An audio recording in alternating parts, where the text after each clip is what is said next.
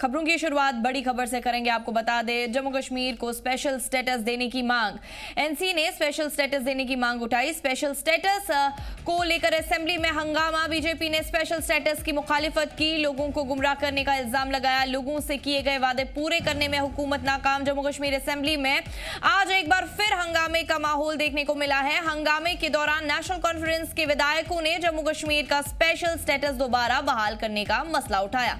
वहीं बीजेपी विधायकों ने इसकी सख्त मुखालिफत करते हुए कहा कि स्पेशल स्टेटस अब खत्म हो चुका है और इसे वापस नहीं लाया जा सकता। इस मसले पर एलओपी सुनील शर्मा ने कहा कि नेशनल कॉन्फ्रेंस जरूरी और अहम मसाइल पर बहस से बच रही है और आवाम से किए गए वादों पर कोई जवाब नहीं दे रही। उन्होंने इल्जाम लगाया कि इक्तदार में रहते हुए पार्टी लोगों से किए गए वादे पूरे करने में नाकाम रही और अब सिर्फ स्पेशल स्टेटस की बात करके आवाम को गुमराह कर रही है।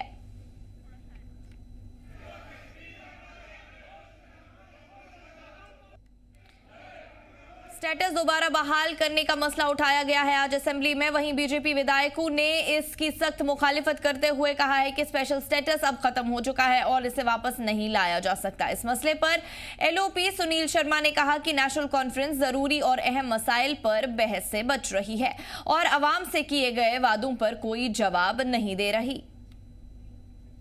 कश्मीर को लेके कहां पे स्पेशल स्टेटस? अगर special status word Jammu Kashmir को लेके कहीं पे निकला, मैं हर सजा भुगतने को तैयार हूं। लेकिन झूठ, कश्मीर को इन्होंने धोखे में डाल के ये वोट लिया था। अब इस वोट को लेजिटिमेट करने के लिए स्पेशल स्टेटस यहां पे ढूंढ रहे हैं। ये फरेब, धोखा देने का काम अब्दुल्ला परिवार ने किया है।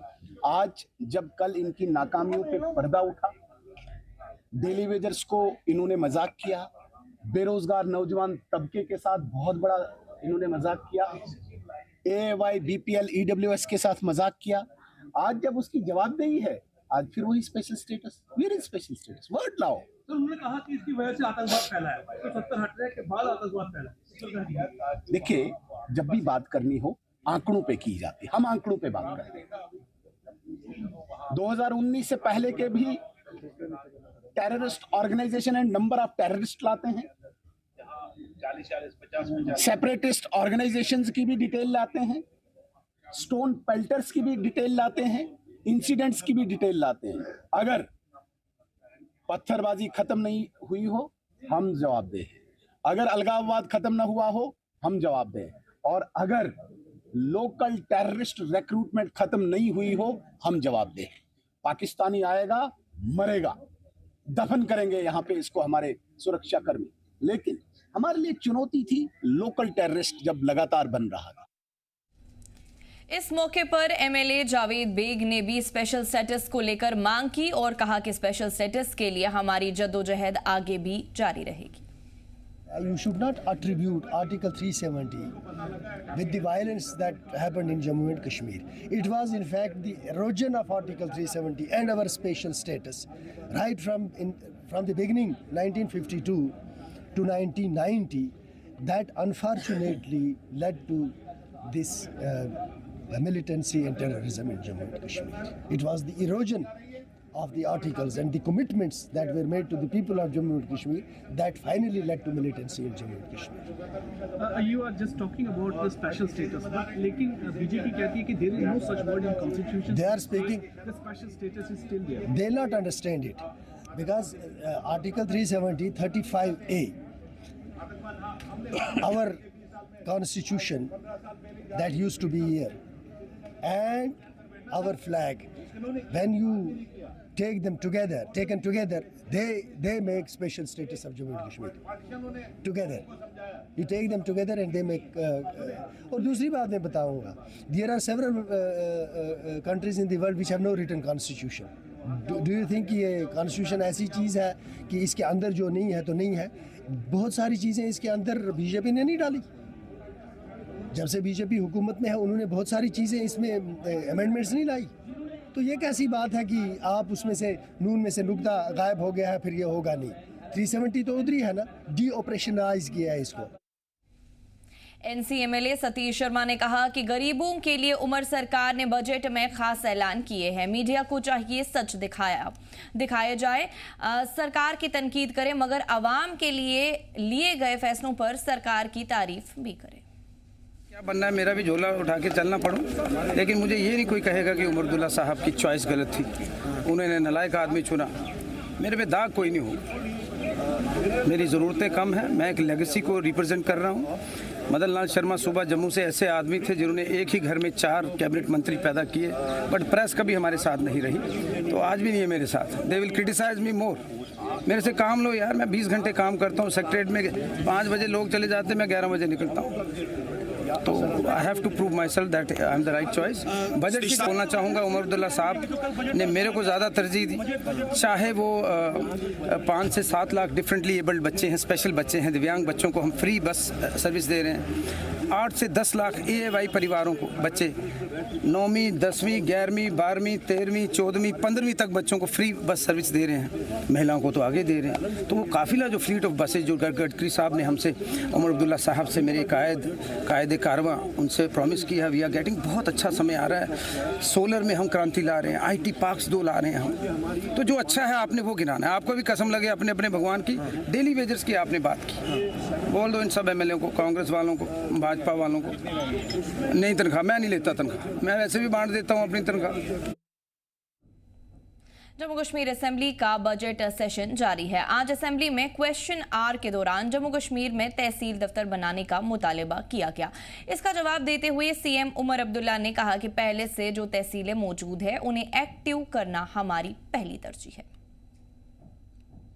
कंसिडरिंग कि 20,000 to 1 लाख एक तहसील को हम कंसिडर करते हैं, अगर उस हिसाब से भी हम चले तो अगर आप जिस तरह सलमान साहब ने कहा कि हमारा जो एरिया है डाउनटाउन वाला वो इतना बड़ा है और उसको केटर करने के लिए हमारे पास 7 तहसील है। सर मेरी रिक्वेस्ट होगी कि किसी तरीके से 2-3 तहसील उनको इसको ऑर्गुमेंट करना पड़ेगा ताकि शहर श्रीनगर है जो केटर करता है बहुत एरिया को, ठीक हो जाए। रिप्रेजेंटेटिव्स भी कह रहे हैं कि कमेटी फ्रेम कर लीजिए, तो मुझे लगता है सर इस हाउस में अगर इतनी एश्योरेंस मिले कि कमेटी फ्रेम की जाएगी तो वो बड़ा बेहतर रहेगा। सर एक कमेटी फ्रेम होनी चाहिए जो ये एग्जामिन करेगी कि तहसील नायाबत बननी चाहिए कि नहीं। ऑनरेबल उमर साहब वहाँ पे 2009 में इसके पास एक रिप्रेजेंटेशन आई थी कि वहाँ पे अछमल को तहसील का दर्जा दिया जाए, मगर बार बार जब वो यहाँ पे आए थे, उमर साहब वहाँ पे आए थे, वहाँ पे भी लोगों की डिमांड है कि वहाँ पे तहसील सिलसिला अगर चलता रहा तो हर ऑनरेबल MLA जो है उठ के अपने इलाके के लिए डिमांड्स करेगा। इस मामले को हम यहीं ख़त्म कर देते हैं। फिलहाल कहीं पे नई एडमिनिस्ट्रेटिव यूनिट्स खोलने का हुकूमत का कोई इरादा है नहीं, क्योंकि जो हमने खोले हैं उनको ठीक तरह से ऑपरेशनलाइज करना है, उनमें ठीक तरह से स्टाफिंग का इंतजाम करना है। अक्सर बेशतर ऑनरेबल MLAs मुझे मिलके आके कहते हैं आप जहां नए एडमिनिस्ट्रेटिव यूनिट खुले हैं वहां दफ्तर नहीं बने, वहां फैसिलिटीज नहीं है, तो दोनों चीजें साथ साथ चल नहीं सकती। एक तरफ से जो हमने खोले हैं उनको पूरी तरह से पिछले सालों में ऑपरेशनलाइज किया नहीं गया है। हमारी पहली जिम्मेदारी बनती है कि हम उनको ऑपरेशनलाइज करें, उनको ठीक तरह से फंक्शनल बनाएं। उसके बाद जहां जहां हमें गैप फिल करने होंगे, जहां नए एडमिनिस्ट्रेटिव यूनिट्स कायम करने होंगे, वो आगे जाके हम जरूर कर लेंगे। असेंबली में आज क्वेश्चन आवर के दौरान नेशनल कॉन्फ्रेंस के सीनियर मेंबर मुबारक गुल ने अपने असेंबली हलके ईदगाह में सड़कों की हालात पर सवाल उठाया। उनका सवाल था कि शहरी इलाकों में सड़कों की तामीर नाबार्ड और दीगर मरकजी स्कीम्स के तहत क्यों नहीं की जा सकती। मुबारक गुल ने वजीर आला से दरख्वास्त की कि बजट में जिन सड़कों की तामीर और मरम्मत की तजवीज़ है उनमें ईदगाह असेंबली हलके की सड़कों को भी शामिल किया जाए। R&B मिनिस्टर और डिप्यूटी CM सुरेंद्र चौधरी ने जवाब में इस मामले को देखने का यकीन दिलाया। एश्योर करेंगे मुझे कि जो नाइंसाफी मेरे साथ हुई है मेरे इलाके के साथ, ईदगाह कॉन्स्टिट्यूंसी के साथ, क्या ये उसमें मुझे मदद करेंगे, क्या मुझे अच्छा खासा कुछ दे देंगे मैकेनिज्म, ताकि मेरे इलाके के लोग जो जम्मू कश्मीर का एक दिल है शहरी खास, उसकी सड़कें भी ठीक हों। दूसरा, जो ये स्कीमें हैं ये कोई बाइबल नहीं है, कोई कुरान शरीफ नहीं है, कोई भगवान की किताब नहीं है कि शहर को नाबार्ड नहीं मिलेगा, PM जैसे नहीं मिलेगा, सेंट्रल स्कॉमर स्कीमें नहीं मिलेंगी। हैं। मैं ओवरऑल सब यहाँ हाउस में ऑनरेबल एमएलए सभी को इंश्योर करना चाहता हूँ, जहाँ तक पीडब्ल्यूडी डिपार्टमेंट के ऑफिसरांस का ताल्लुक है, कोई भी ऑफिसर्स मैंने उनको डायरेक्शन दिए हैं कि without the consent of honourable MLA या इनसे सलाह मशवरा किए बगैर वो कोई भी प्रोजेक्ट आगे फाइनलाइज नहीं करेंगे। ऑनरेबल चीफ मिनिस्टर साहब ने स्ट्रिक्टली कह दिया है कि क्वालिटी के साथ कहीं भी कंप्रोमाइज नहीं किया जाएगा। जो भी मैग्नीमाइजेशन का ताल्लुक है, अगर कहीं सब स्टैंडर्ड है, हमने कहा है कि तब तक उसको ठेकेदार को पेमेंट नहीं होगी जब तक उसकी क्वालिटी नहीं होगी।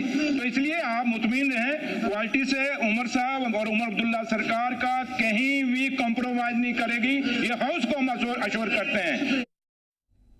सड़कों की खस्ता हाली के साथ ही ईदगाह एमएलए मुबारक गुल ने महकमे के कामकाज और काम की क्वालिटी पर भी सवाल उठाया। इसके अलावा उन्होंने आरएनबी और पीडब्ल्यूडी के अफसरान पर अरकान असेंबली की बात न सुनने का भी इल्जाम लगाया। बीजेपी के सीनियर एमएलए चंद्र प्रकाश गंगा ने भी उनकी हिमायत की। मुबारक गुल ने हुकूमत से मुतालबा किया कि क्वालिटी जांच के लिए एक कमेटी बनाई जाए।